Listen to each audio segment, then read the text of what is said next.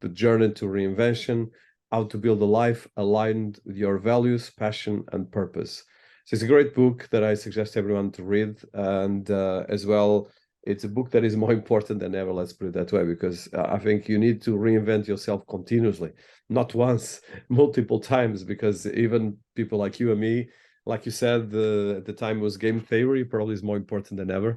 And all these kind of things are really key, and especially we have to reinvent ourselves right now, how to even use ChatGPT, because it's not easy. Now Bard, Yeah. and of course no one knows which one of these will survive, because ChatGPT is only 3 months old, but it's already Yeah. disrupting a lot of things, even the way you can write a book. So tell us about the Journey to Reinvention, your last book. Yeah, I think starting from the highest level of what the book is about, it's about honestly, if I could rename the title, and maybe in a second edition I would call it The Courage to Reinvent Yourself, or The Courage to Reinvent, because, that is really what it's about. Now, you hit on something really important. You mentioned that we need to constantly reinvent ourselves. And that's another key theme of the book. And that's why I got the title, The Journey to Reinvention, because it's a journey that we're on consistently all of the time. So the idea here is that, every 3 to 5 years, our values, passions, and purpose will most likely go through some sort of shift.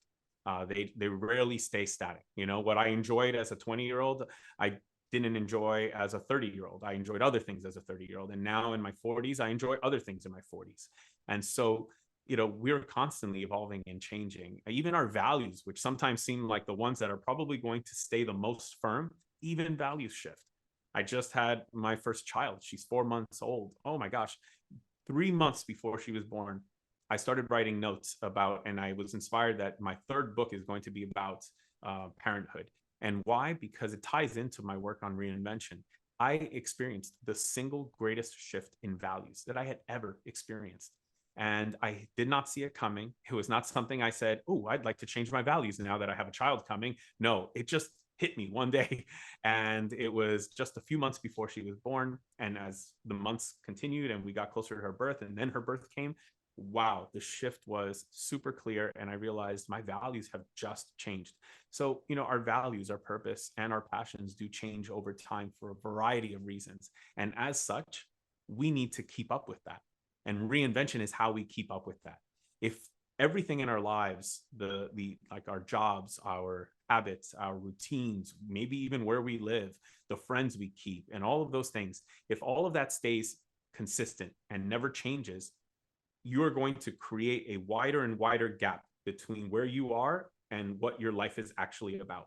And that the greater that gap gets, the more difficult it is to fight that tension. There will be a lot of tension in your life because you are not in alignment with it. Now, does it mean that we can keep our lives in perfect alignment all of the time? Absolutely not.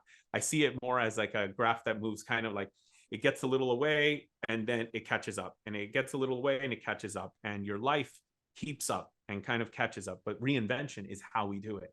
We might decide that there needs to be a major shift in our relationships, or maybe a major shift in how we address our health or our wealth, or maybe it's something in our spirituality, maybe it's our careers. And of course, careers is where we spend a lot of our time.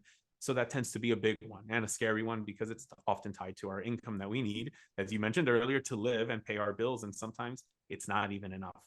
And so this idea that reinvention is constant and never ending, I completely agree with you. And that's one of the biggest themes of the book. But the other one, as I mentioned earlier, the courage to reinvent. And that is so important, is the belief that you can do this. And one of the things that I found working with clients, coaching people, working with aspiring entrepreneurs who wanted to make that switch from corporate to entrepreneurship, one of the things that I learned from working with them was that it is scary. And many times they just believe it's not for me. I'm not wired for this. I'm not built for this. I don't have the income to do this. I don't have the luxury to do this. I don't have the time to do this. Here's another one. I've invested so much on this path. How dare I leave all that behind and start a new path now? Oh, the limiting beliefs are, I mean, countless. It could go on and on. I'm on an international visa. I can't take such a risk at this moment. There are so many reasons that people have not to do it, because it is scary. As you mentioned, it's difficult work. What we've done in our careers, it is not easy work. That said, we also know it's incredibly rewarding. that we are living in alignment with matters to us. We wake up every morning, we enjoy what we do. And that right there makes all of that hard work totally worth it. And so that's the second key theme, is building that courage. And in the book, I worked really hard through a lot of stories, and not just mine. One of the other big stories I really share is Leonardo da Vinci's story. We give Leonardo da Vinci, I think, a little too much credit for being a genius. He wasn't a genius. He was someone who did the work. He was someone who explored his curiosities whenever he had them. He truly lived a reinventor's life. As his values changed, as his passions changed, as his purpose changed, so did his work. He would say, you know what, I'm going to work on something else now. So much so that we give him credit for not finishing other work and having so much incomplete work. That's how quickly that guy reinvented himself. He didn't wait. He just knew, I'm no longer interested in this, so I'm going for that. And he, for me, is one of the best ones to look at, because we think he had it easy. He didn't. He went through incredibly tough moments. It wasn't perfectly aligned. He was not as fast as we all thought at reinventing himself. There were moments, and we see it in his notebooks, where he was actually totally depressed. He would even say in one of his notebook entries, I am living every day to die. That is like the version of, and I won't use the word, but FML, F my life. That is the 1500s version of saying that. And he said that in his notebook. And I'm reading that. I go, this is powerful. The fact that he's writing this statement over and over and over again. He was going through a tough time. So he went through the same things that we go through, and had to decide and make big decisions about how to reinvent himself and in which direction to reinvent himself. And so this courage to reinvent, it's something that we all have to, work towards. We have to build over time. And it starts with our beliefs, and it starts with the things that we say to ourselves, the assumptions we make about what it takes to actually move.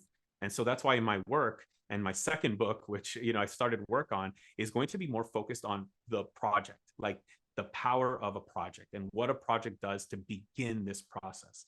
Da Vinci, many projects. That guy had so many projects going on at any one time because he just lived life on his terms.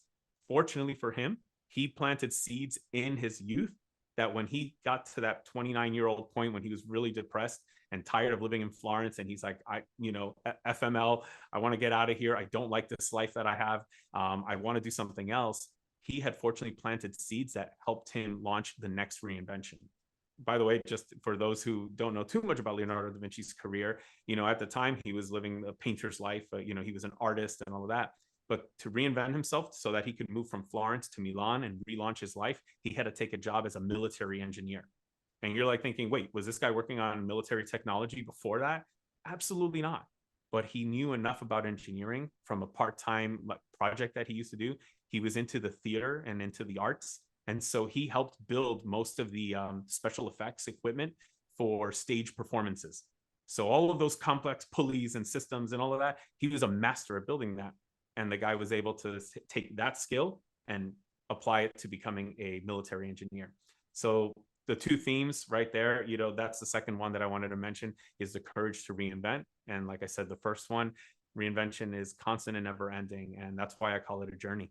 Wonderful. I am a huge fan of Leonardo da Vinci, so I read probably like 10 biographies of him.